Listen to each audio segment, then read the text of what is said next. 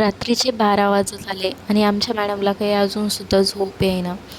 तिला मी सारखं थापटत होते, "बाळा झोप, झोप." तिचं ह्या अंगावरून त्या अंगावर, त्या अंगावरून ह्या अंगावर आणि असं वाटतं आता झोपं की लगेच उठून बसते.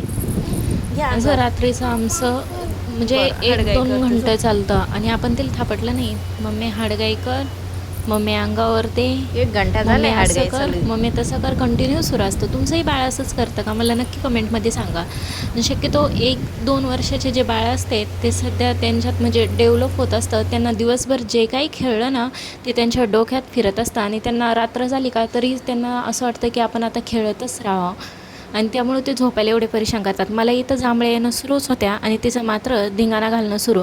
आम्हाला रात्रीची झोपताना तहान खूप लागते. "मम्मी पाणी दे."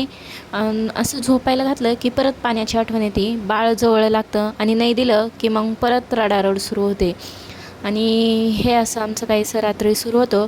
आणि तिचंसुद्धा, "मम्मी मला दाखव, तू फोटो काढते." अगं म्हटलं, "फोटो नाही काढत, झोप बाळा." म्हटलं, "चला तुमच्यासोबतसुद्धा हे शेअर करावं की तुमचंसुद्धा बाळ असंच करतं का?" चला बाय.